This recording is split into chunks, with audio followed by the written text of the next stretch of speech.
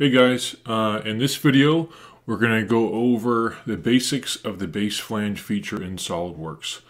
Now before we get started, I do want to mention that there are many different ways to create sheet metal parts in SOLIDWORKS, but if you want to start out in sheet metal mode, the only way to do that is to start with using the base flange feature.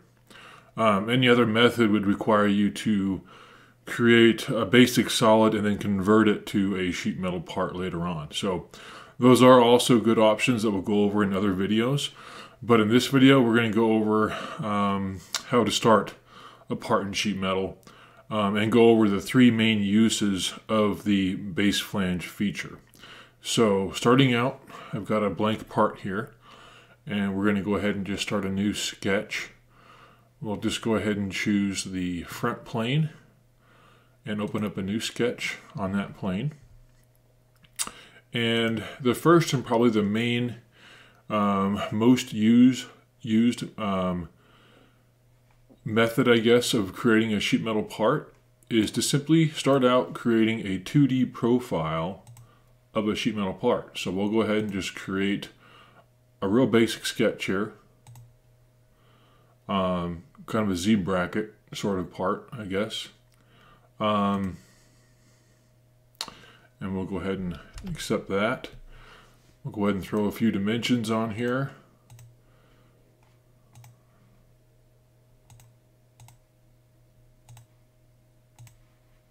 All right, nothing too fancy.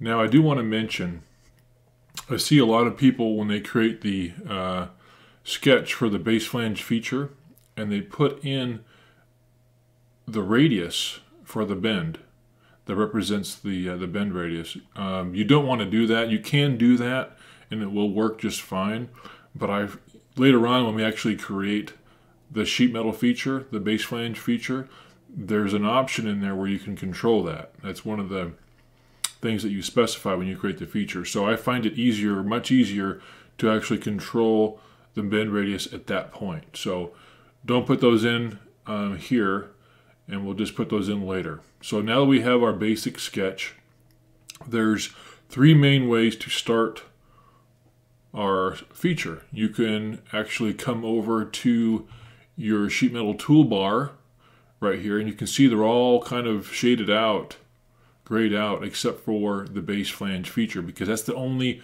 feature we can use, as we mentioned before, to start a new part.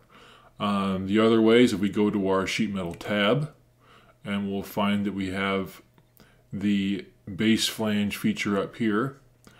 And then the other way that I find myself using more often than not is up here on the menu bar, insert sheet metal base flange. So we'll go ahead and choose that. Now, once we open up this the manager over here on the left, the properties manager for the base flange, we'll see all the different options that we have. The first one, the direction, I like to set this, instead of being blind, I like to use mid-plane because it puts the plane in the middle of my part. This is not always going to be what you want to do, but more often than not, I find that I like my plane that I'm sketching on to be located in the center of my part, in the middle of my part. Okay, so other than that, we'll go ahead and just specify, 5 inches here. So we got a 5-inch long part here. I find myself not using the gauge table.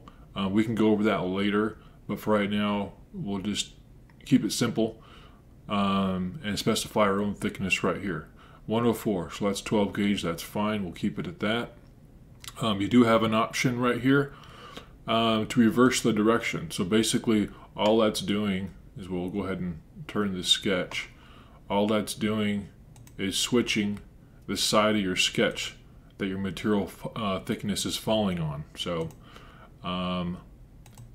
you can choose however you want to do it here. I like to, when I sketch parts, I like my dimensions to represent the outside. Okay, now you can't always Sometimes, like in this part here, it's a Z shape. Some of them are going to be the inside, some are going to be the outside dimension, you know, when you have it flipped from one side to the other.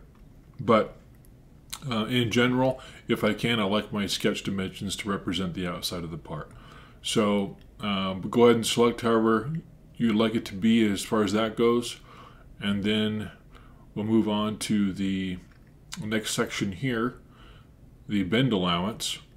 I have an actual spreadsheet where I manage all my different bend deductions from actual test pieces that we've bent in the shop.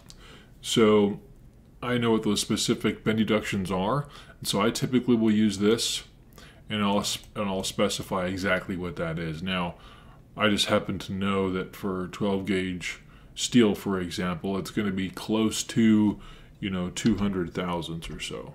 So we'll just go ahead and put that in there. The one thing I forgot to mention is this is a spot right here where we can control that bend radius that we were talking about before. For a minimum bend radius, typically you're going to want to go with the material thickness. So once you start going smaller than the material thickness, it's going to require a smaller bottom die in the press brake than what is typically recommended. So I would recommend for a minimum bend radius, go with the material thickness. Unless you need to go smaller for some reason, you can do that, but that would be more of a special scenario. So we'll go ahead and stick with the material thickness right now for the bend radius. Down here now, in the auto relief section, you have various options. And you're not going to see a relief in this part because there aren't any you know, perpendicular flanges that are going to be created with this feature. It's just all one two-dimensional sketch that's being extruded. So there aren't any other flanges at this point. But if we were to add other flanges later, it's going to adopt whatever your bend relief style is that you put in here. So right now we'll just put rectangular. It's going to use the relief ratio of 0.5, which basically means that, you know, when it creates a rectangular bend relief, the depth of it will be basically half of material thickness. So what that means is it's going to go in at least a material thickness, and then it's going to go in half a material beyond that. So we'll go ahead and select OK here. And there we go. Now,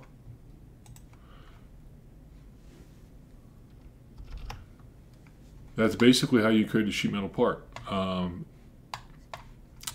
If we wanted to, we can click the flatten button down here, and we could see it flatten out for us, which is nice. So that's the first main use for the base flange feature. Now, let's go ahead and start a new part up here. We'll just make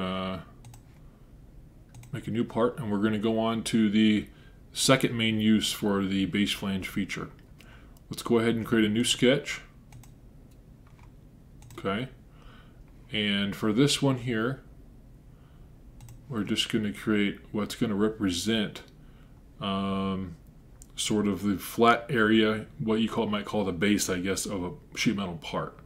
So instead of creating a 2D profile, this is actually going to represent a large flat part of the base of our sheet metal part. So just as an example, we'll go ahead and create just, you know, whatever shape we might want to come up with here. Doesn't really matter for this.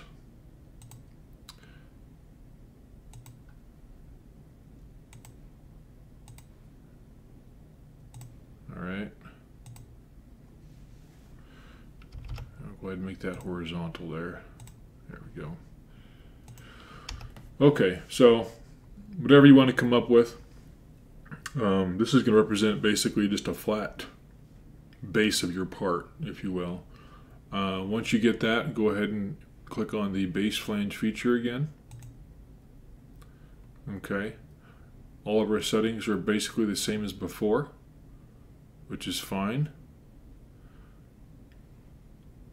And then we'll go ahead and hit OK to accept that. Okay, now this is the start of a sheet metal part. It looks like a regular, base extrude, but the difference is you have over here in your feature tree, you have a sheet metal feature. So it sees this as a sheet metal part, which means that at this point we can add other sheet metal features to it. Okay, so for example, now you see your sheet metal toolbar opened up to all these other tools that can be added. Okay, so for example, at this point we could add an edge flange, and we could just select a few edges here that we want to add some flanges to, just as an example. Okay, if you want to do something like that, and hit OK. Okay, so you wouldn't be able to do this with that method we were going over before, starting out just doing the 2D profile, because this has, a weird shape and stuff like that, and so it's kind of important that we have the ability to sketch that shape out initially and then add our flanges afterwards. So depending on what kind of sheet metal part you're trying to make, there's going to be different approaches that work best for that particular part. So it's especially important to start out with this method if some of these angles are kind of odd. So if we were to go back to here, let's say we had all these, if this was not horizontal, let's get rid of that horizontal relation there. Once these start going at odd angles,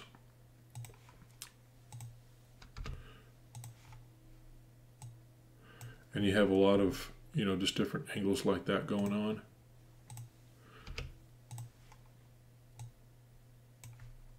hit OK, exit sketch.